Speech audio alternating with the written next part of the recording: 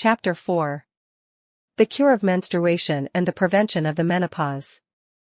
It has been said, among all the inhabitants of the civilized world there is not one perfectly healthy woman. This is largely due to the fact that women have always been greatly miseducated and misled concerning matters of most vital importance to them. The traditional beliefs that a periodic flow of blood from the female genital organs, from puberty till the menopause, is a perfectly healthy, natural and necessary occurrence, that a sparse flow, or none at all, at the accustomed period, is a sign of bad health, and that a woman who does not menstruate may not conceive, are utterly false, and are contrary to physiological facts.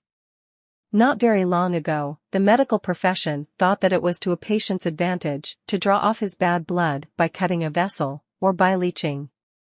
However, we now know that this is an injurious practice, for the blood is a homogeneous liquid. What escapes being not bad blood but the fluid which vitalizes, nourishes, and strengthens the body. In the same way, the old conception of menstruation as a purifying process has been discarded by the scientific world. Menstruation is a periodic hemorrhage of the female reproductive organs, resulting from certain definite causes whose removal will permanently do away with this abnormal loss of vitality. Edward Carpenter, in his widely read book, Love's Coming of Age, says, "There is little doubt that menstruation, as it occurs today in the vast majority of cases, is somehow pathological and out of the order of nature.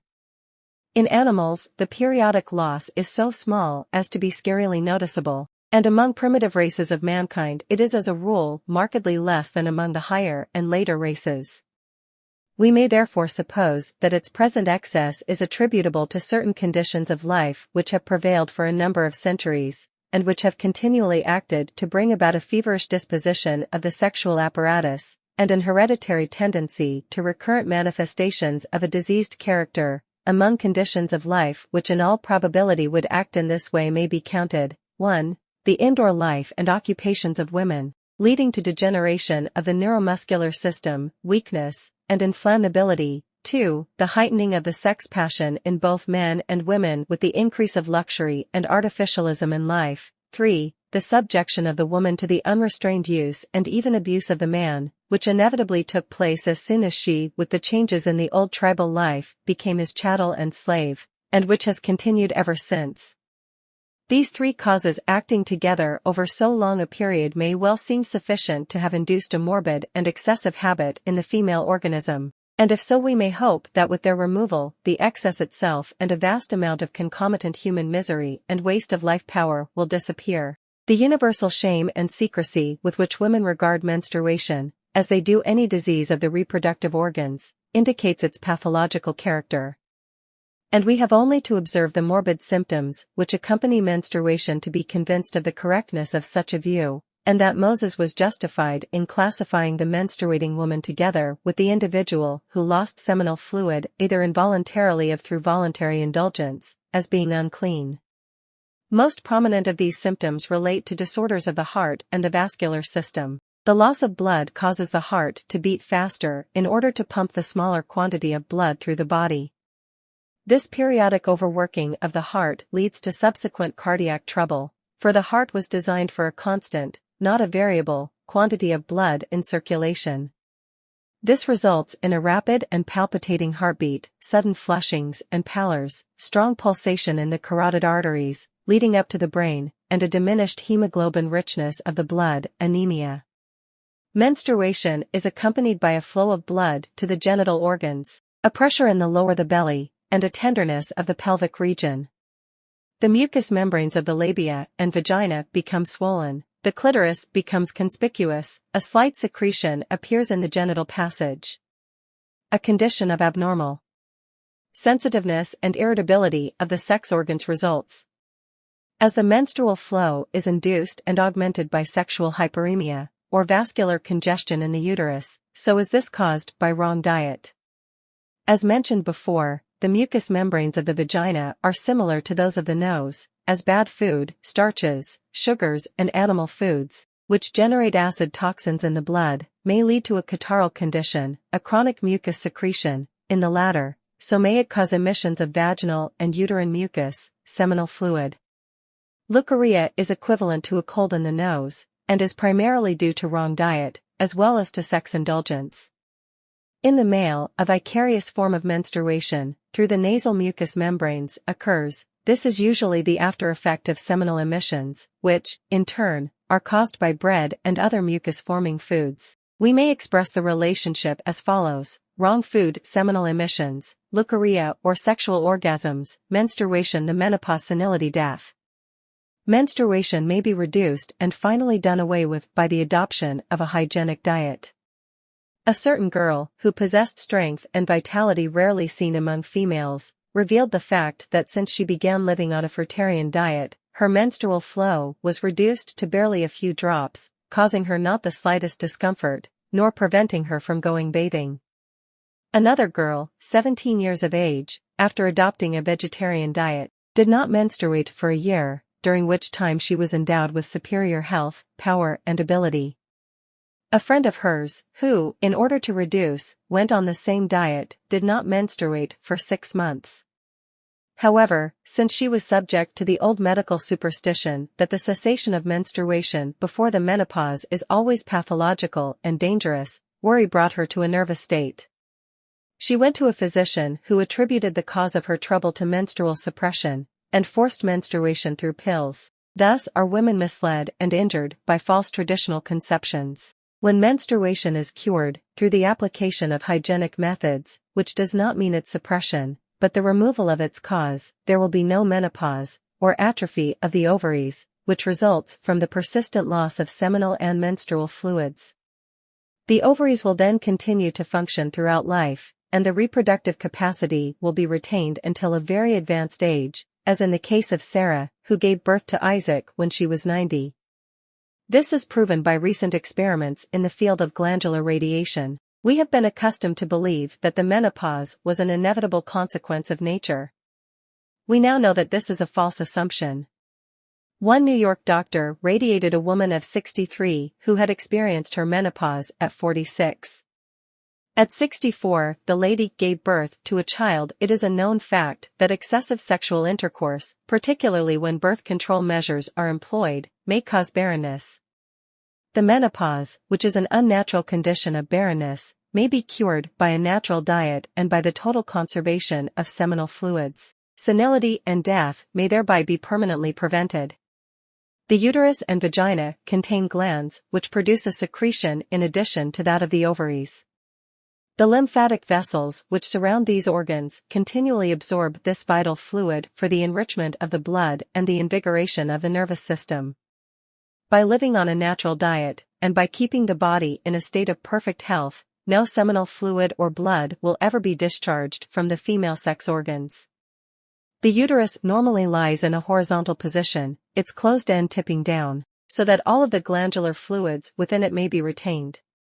A distended bladder and rectum, however, will raise it to a vertical position, with the open end at the bottom, compressing it and squeezing out its contents. This uterine displacement, produced by constipation and by the wearing of a corset, in addition to the inflammation of the genital mucous membranes, produced by toxins in the blood and by sexual intercourse, leads to leukorrhea, which, in turn, causes menstruation. It is, therefore, very important that the digestive organs be kept scrupulously clean by living on a raw vegetable, fruit and nut diet. Other hygienic aids in overcoming menstruation are sufficient outdoor exercise, deep breathing, the drinking of plenty of spring water, sun baths, cold sits, baths, and outdoor sleeping on a smooth, hard surface. The secretions of the uterine, vaginal, and Bartholin's glands, like those of the ovaries, have an important internal function. They should never be permitted to escape. This vital loss, either by orgasms, leukorrhea, or mucus discharged at the menstrual period, devitalize the organism, leading to the premature atrophy of the ovaries, the menopause, and senility. The main cause of this mucus discharge from the vagina is wrong food. Its prevention depends upon an elimination of meat, chicken, fish, eggs, dairy products, white sugar, cooked foods, coffee, tea, salt, bread, and cereals from the diet. By thus removing the dietetic cause of the discharge of uterine mucus, menstruation will automatically disappear. Anything tied around the waist, a corset or belt, interferes with natural abdominal breathing, causing high chest breathing, congests the pelvic circulation, and constricts the lymphatic ducts which carry up absorbed seminal fluid. Clothing, therefore, should be hung from the shoulders. The sex organs should not be overheated by being covered too much during the menstrual period. The full oxygenation of the blood, with pure air, reduces menstrual discharges. Acids in the blood, resulting from the eating of meat, eggs, bread and sweets, makes it very thin and freely flowing, while an alkaline blood, rich in organic minerals obtained from raw vegetables and fruit, clots immediately on exposure to the air. To cure menstruation, it is very important to adhere strictly to the raw vegetable, fruit and nut diet, eliminating all other foods. In addition to this, a strictly continent life, in thought, feeling, and action, is necessary. In young girls, menstruation may be prematurely induced by erotic novels and motion pictures. The following exercise, by strengthening the muscles of the uterus and the vagina, will aid in conserving seminal fluid, in curing menstruation and in ensuring painless childbirth. Stand with your back to a vertical pole, or to the trunk of a tree. Then bend backwards, grasping the pole of tree with your hands, and descend as far down as you can go, going lower and lower each day, until your head finally touches the ground. By contraction of pelvic muscles, slowly rise to the original position. Follow this by deep abdominal breathing, and repeat the exercise until the first signs of fatigue. Hiram Butler, a pioneer in the field of teaching women how to overcome leukorrhea and menstruation, says, "With many women the escape of the life fluid is almost imperceptible, so that only experience can teach her when she is fully conserving. There may be the frequent escape of, perhaps, only a drop at a time with no attending sensation. This is removed by the friction of the clothing, and so the escape of the life forces goes on continually, and there is often a more thorough depletion than in the case of a person who loses, by frequent orgasms. In many cases this gradual loss is the only way in which the life fluid escapes. In others, where the sex nature is active and life is generated rapidly, there may be at times, in addition to this gradual loss, an involuntary orgasm. Women, therefore, have both these dangers to watch out for and overcome: the gradual loss of life fluid and a sudden loss through orgasm. The first step in this direction is, of course, to avoid sex stimulation by the opposite sex, whether in the form of kissing, embracing, petting, or more intimate sexual approaches. Strict continence should be the rule. Whenever a woman feels a slight trickling in her vagina, she should assume a horizontal position so as to prevent its gravitation pull downward, and practice contraction of the vaginal sphincter muscles. This will help her conserve the life fluid otherwise lost. To tone and strengthen these muscles, daily cold sitz baths plus exercises in muscular contraction are beneficial. Chastity in thought and act, adopting the horizontal, or better, the reversed position, with feet higher than the head position, cold sitz baths and yoga exercises are the techniques for accomplishing this great work of female regeneration. Yoga postures in which the feet and pelvis are higher than the head are especially beneficial. And of course a low-protein vegetarian diet is important, in fact all important, in achieving the work of female regeneration.